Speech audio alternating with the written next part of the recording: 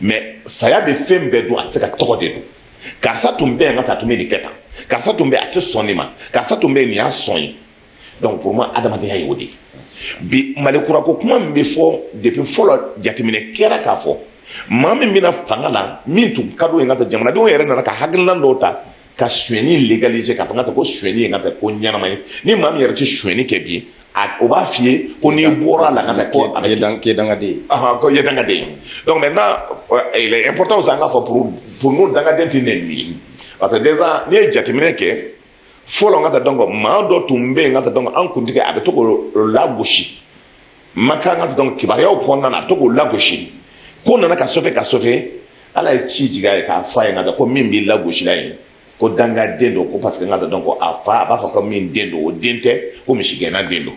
donc ne nin tɛ donc dangaden ye maa min ye n ka taa donc bi maliyɛnw b'a fɔ ko n'i ma sonyɛli kɛ k'i kɛra dangaden ye i ka kabila yɛrɛ la u b'a fɔ karisa n'i m'a kɛ n'i bɔra mɔgɔ wɛrɛ b'a k'i nɔfɛ et donc a bɛ kɛ aussi an ka dɔn ko tigi ni jeliw ni maabaw kabila kɔnɔ fɔlɔ n ka taa n'i ye ko dɔw kɛ n ka taa donc olu tɛ sɔn n ka taa k'i tɔgɔ kɔrɔ don mais bi n ka taa donc ni nafolo b'i bolo hali n'i ye zon ye o bɛ kɛ mɔgɔba ye donc ni nafolo t'i bolo bi kabilatigidenw tɛ yen tuguni danbetigidenw tɛ yen hɔrɔndenw tɛ yen ko sɔrɔ tigi de bɛ yen duniya ɲinina tigi de bɛ yen anw fɛ n ka taa donc o bɛɛ de kan ka kɛ n ka taa ka kɛ hakilina ye bi jamana ka segin ko kɔrɔ kan sonyɛni man kan ka kɛ n'i ye jateminɛ kɛ fɔlɔ moribo ka waati la maa o maa taara kidali sur à peu près n'i ye maa 200 ni 60 ta min tun ye kidali kasobon kɛ min ye wari nafolo o tɛgɛ sera a ma $5 e tun bɛ condamné à mort donc i bɛ taa kaso la donc jateminɛ kɛra bi miliyariw de bɛ suɲɛ la mali kura tɛ se ka kɛ n ka taa k'an ka continuer ka miliyariw suɲɛ mali kura tɛ se ka kɛ ko maa min n'a ka dɔn marché de bɛ di olu ma o sago o b'o de kɛ jamana kɔnɔ mali kura tɛ se ka kɛ k'a fɔ e ye dafi ye min ka di ye faso nafolo la i b'o kɛ ten marché min ka di ye i b'a kɛ ten jamana nafolo i b'a kɛ cogo min y'i ja jamana mobili i b'a ta cogo min y'i ja jamana sɔrɔ i b'a ta ka di cogo min y'i ja minisiri min ka di e b'o de kɛ donc e tɛ n ka taa jamana ka hɛrɛ le kɛ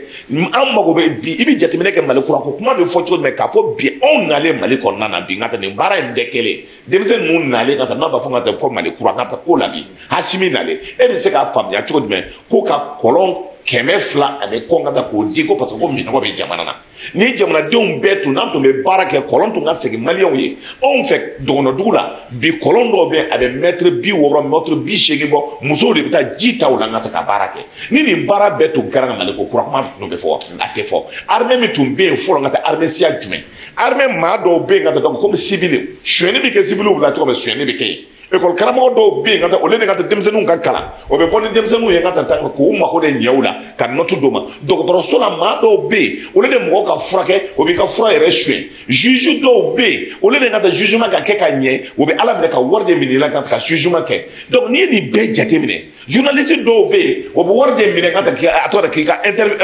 interview kɛ u ka taa ka i lajamu nkalon kan mais n'an ko nin bɛɛ ka kɛ jeli dɔw bɛ yen parce que n'o tɛ ni wari bɛ bolo o bɛ tugu i kɔ diinɛmɔgɔ dɔw bɛ alimami dɔw bɛ yen hali n'i ye jinɛya kɛ ka den sɔrɔ kɔfɛ k'a sɔrɔ i tɛ seli a bɛ taa seli i kan ni i sara ka taa i bɛ hali dɔrɔgu ta a bɛ taa seli i kan k'a sɔrɔ i tɛ seli ka taa dɔrɔgu ka taa parce que wari kama na mais nin bɛɛ de kan ka yɛlɛma an ka segin an ka kɔrɔlen an ka tabiyaw kan k'a fɔ adamadenya sigilen bɛ ka taa nɛgɛden dɔw de kan n'o nɛgɛden n'an bɔra kɔnɔna na adamadenya banna pour moi mali kura ye nin de nin hakilina kura min kan ka yɛlɛma o kan ka don maliyɛn bɛɛ kun et puis maliyɛn bɛɛ k'a dɔn mali kura la jɔyɔrɔ b'an na kunun n'i ye jateminɛ kɛ n'an y'an ka émission kɛ cɛkɔrɔbaw tun t'a lamɛn musokɔrɔbaw t'a lamɛn radio la e y'a ye fɔlɔ n'i kumana radio la fo k'a fɔ an y'a mɛn radio de la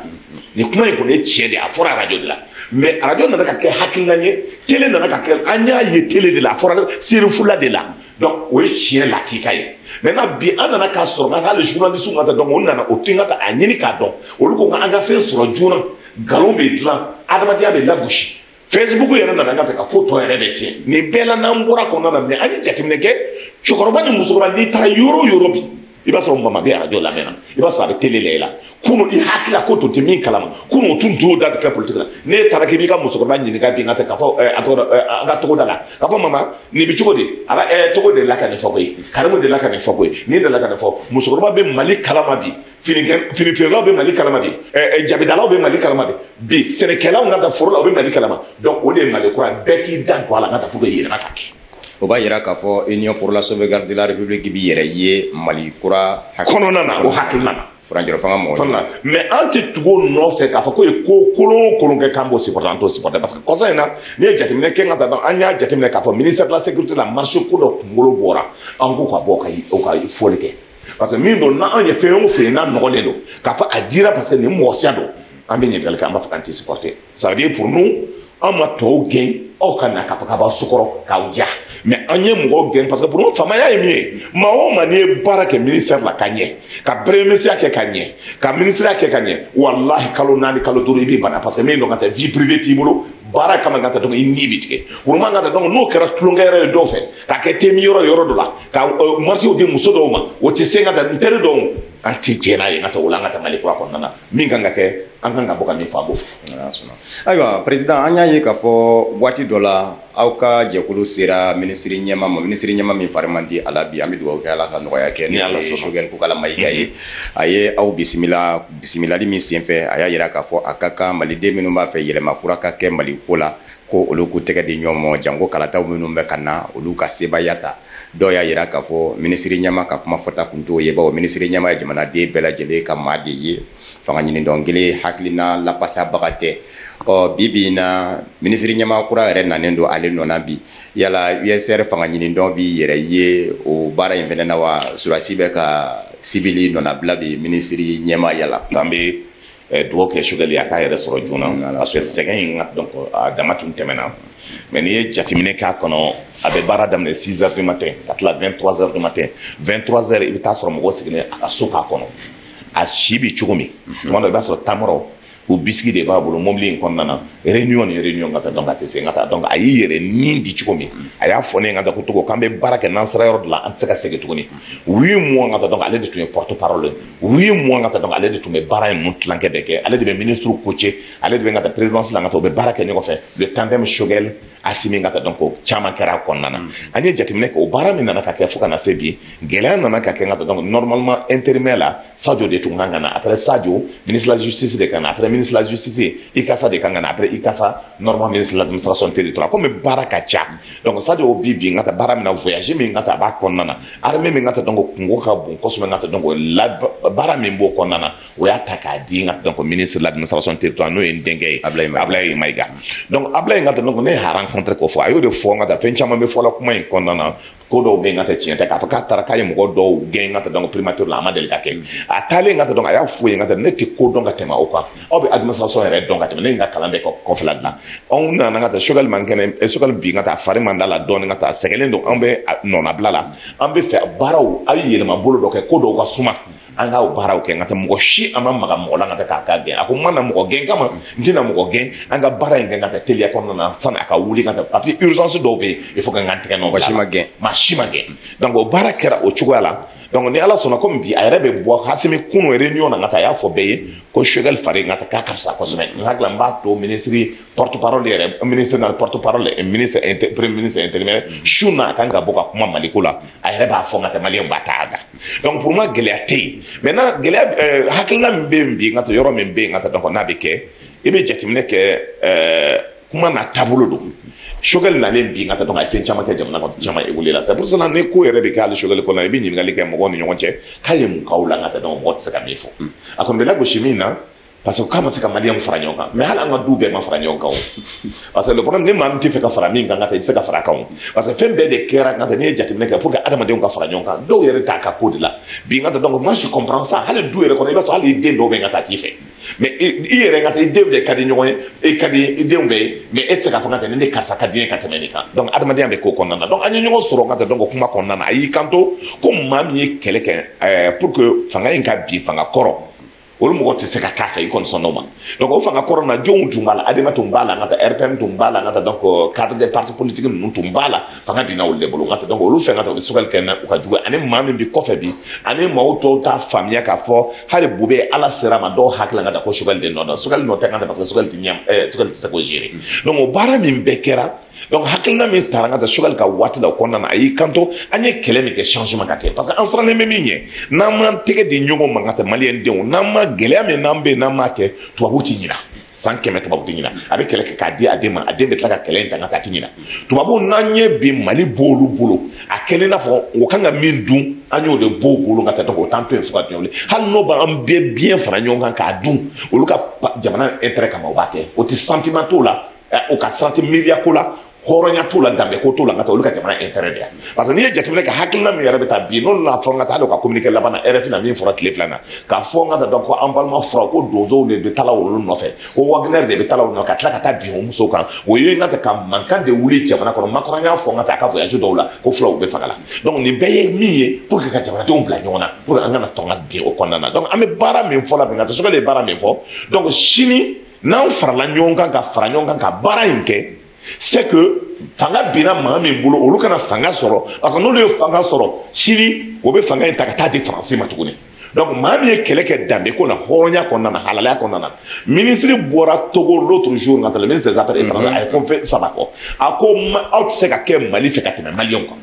aw tɛ se ka Mali tɛ se ka diya aw ye ka tɛmɛ maliyɛnw kan aw tɛ se ka Mali problème régler ka tɛmɛ maliyɛnw kan a ko o kɔnɔna na ni maa o maa de k'i tɛ baara kɛ Mali fɛ ka Mali ka hakilinaw ta i n'i ka nafolo ta i ka bɔ yen hakilina kura min tala bi c'est que n'i tɛ Mali fɛ an t'i fɛ n'i tɛ Mali ɲɛmaaw n'i t'olu ka ko la n'i tɛ Mali population ka ko la donc anw ni e tɛ se ka baara kɛ o hakilina kura min taara maliyɛn den danbetigi ni hɔrɔn bɛɛ kan k'aw yɛrɛ sɔrɔ o la mais i ye jateminɛ kɛ a journalistes b'a la aujourd'hui vidéomaniw b'a la dɔw bɛ Mali yɛrɛ lagosi la mais tubabuw fɛ France kan ni kɛlɛ in bɛɛ kɛra ka ban i tɛ tubabuden ye ka France lagosi i tɛ politique mɔgɔ ye ka mɔgɔ lagosi c'est pour ça anw ka parti la an ye décision ta Mali ye plainte min don contre la France an b'a soutenir France taalen ka bɔ an ye ka communiquer kɛ ka k'a soutenir k'a fɔ k'a diyara anw ye baara de kɛla ka donc an bɛ taabolo la Sogɛli bɛ hakilina min ta la hakilina nin tɛ fɛn wɛrɛ ye dɛ maa o maa kɛlɛ kɛ pour le changement e yɛrɛ ye kɛlɛ kɛ en tant que journaliste pour le changement bɛɛ bɛ fɛ o yɛlɛma ka don an bɛɛ kan ka ɲɔgɔn sɔrɔ ka fara ɲɔgɔn kan k'a fanga kura nana ye min bɛ hinɛ jamanadenw na min bɛ jamanadenw ka préoccupation ta min bɛ Mali école ta min bɛ Mali ka baarakɛyɔrɔ ta min bɛ Mali sanu dilanyɔrɔ ta min bɛ a to jamanadenw b'o yɛrɛ sɔrɔ justice min na min b'a to armée min bɛ se k'an ka armée défend pour que justice ka kɛ an ka siran sariya bolo ɲɛ an kana siran jugew ɲɛ n'o baara nana ka se ka kɛ pour nous ka to o de force de changement ye ka taa baara de kɛla o de kɔnɔna na o y'an ka ye cogo ye ayiwa an y'a ye k'a fɔ i da sera minisiri Ablaye Diop ka lometa ma Mali bilama ani jɛɲɔgɔnw cɛ kɛrɛnkɛrɛnnenya Faransi ni Faransi jɛɲɔgɔn sira wɛrɛw minnu bɛ Faransi ka côté la Union européenne anw ni olu tɛ ka ɲɔgɔn ganbɔ ten kosɛbɛ Mali yɛrɛ jamana bɛ se k'i jigi da jigiya sira kelen in kan wa n'o ye Irisila jamana ye ka se k'a ka maamaw dilan n'i ye jateminɛ kɛ nin bɛɛ kɔnɔna na an ye min fɔ n ka taa donc ani autorité ka hakilina kura ye min ye an tɛ to mɔgɔ kelen bolo parce que min Faransi ka k'i tɛgɛ bɔ Fuseni bolo ka taa don Hasana bolo a tɛ ɲɛ an bɛ min nɔfɛ an ka se ka hakilinaw sɔrɔ ko an dɛmɛ minɛnw na min b'a to an b'an ka armée sigi min b'a to jamanadenw ka taa baara dɔw bɛ se ka kɛ i ye jateminɛ kɛ n ka taa kɔsa in na terrain ko kuma tun b'an n'olu ɲɔgɔn cɛ nafolo ko kuma ka taa donc engrais ko kuma ni fɛn caman b'an ni ɲɔgɔn cɛ pour que an ka baara kɛ ɲɔgɔn fɛ ka taa pour que yɛlɛma dɔw ka se ka kɛ ani malo nali ko kuma fɛn caman bɛ yen ka taa donc pour que yɛlɛmaw ka se ka kɛ aujourd'hui mɔgɔw ko n ka taa ko Russie ye jamana fitinin mais Russie ka guerre min kɛra n ka taa bɛɛ y'a dɔn k'a fɔ ko Russie tɛ jamana fitinin parce que hali dollar sɔngɔ yɛlɛla bi jamana bɛɛ bɛ kulela n ka taa Faransi bi n ka taa donc o ka métro dɔw bɛ yen a tɛ se ka continuer parce que courant t'u bolo gaz t'u bolo n ka taa gɛlɛyaw b'a kɔnɔna na donc aujourd'hui baara min bɛɛ bɛ kɛla an ka ɲɔgɔn sɔrɔ o baara kɔnɔna na jamana ka taabolo kɛ mais jamana kelen tɛ se ka compter jamana wɛrɛ kan ka taa pour ka baara kɛ c'est pour cela Diop ka kuma kɔnɔna na an bɛ dayɛlɛ bɛɛ ye i y'a ye Iran représentant nana yan i y'a ye Turquie représentant nana i y'a ye Chine représentant nana Macron ka kuma kɔnɔ a bɛ lagosi kɛ ko chinois ka taa donc ani ka donc aujourd'hui Russie k'olu de bɛ fɛ ka décolonisation kɛ ka taa donc Mali la k'olu de bɛ fɛ ka segin ka taa donc fanga jugu ko la or ka taa donc olu ye jamana o jamana colonisé n'o ye France ye olu ma deli ka bɔ nɔgɔ la. Ayiwa président an y'a ye k'a fɔ minisiri ɲɛma Dr Sogɛli Kokala Mayiga ka laɲini kun ye ka kalata labɛnni jɛkulu kelen sigi sen kan ko AEG o kelen bɛ kɛ kalata labɛnni jɛkulu ye nka tuma min na ni se kɛra wasabulon kɔnɔ CNT la CNT maaw ye u banamini ani sira sɔrɔli cɛ maa bɛ se k'a fɔ segin kɛra kɔrɔlen de ma kalata labɛn jogo kɔrɔ ni seni ye nka Sogɛli Kokala Mayiga ka laɲini kun ye min ye k'a fɔ AEG in kelen de bɛ kɛ kalata labɛnba ye minisiri so ti dati don a la o ma se ka sira sɔrɔ bilen e b'o ye cogo jumɛn na. mais i b'a dɔn mɔgɔw y'o fɔ k'a kɛ i n'a fɔ Sogɛli kelen tun bɛ fɛ k'a labɛn mais papier min dilanna c'est que entre ɲɔgɔn sɔrɔ ŋa ta ɲɔgɔn ye jɛ baara ŋa ta donc CNT mɔgɔ bɛɛ tun bɛ yen ŋa ta donc min kɛra palais des congrès la ne tun bɛ yen CNT mɔgɔ tun bɛ yen an ye rencontre ba dɔ de kɛ k'a fɔ yɛlɛma kan ka kɛ cogo min ESI ko in an bɛɛ de y'a baara kɛ ɲɔgɔn fɛ mais k'u nana ka se ŋa ta o dossier de bilala ka taa di président Assimi Goïta ma conseil des ministres extraordinaire kɛra n'a ye une fois que ne Assimi ye réunion min présider o tɛ Sugarkɛ ye tuguni o ye président ta de ye o papier min dilanna o de bilala ka taa ŋa ta donc CNT la CNT ŋa ta donc a tɔgɔ BC de ta ka tigɛ ka tugu nɔfɛ k'a bɛɛ tigɛ tigɛ min ka d'o ye ŋa ta donc k'o kɛ mais o waati na an tun siranna min ɲɛ an ma danne kɛ parce que an ko ni ESI mɔgɔ ninnu n'olu taara ka kɛ ɲɛmaa ye parce que a fɔra de Sugarkɛ kan ka se ka mɔgɔ damani di président ma sɔn k'i da don a la CNT bɛ mɔgɔ damani di pour que olu ka se ka experts ta min kan ka se ka baara kɛ après Assimi de bɛ mɔgɔ nommé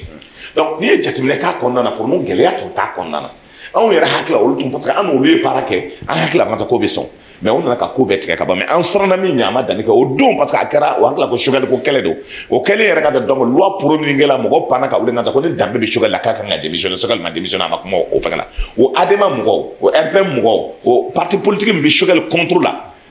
tapo ninnu ka taa olu panna ka wuli ninnu na tɛ hakilina kelen na min na hakilina kelen na olu de panna ka wuli ko papier in ka ɲi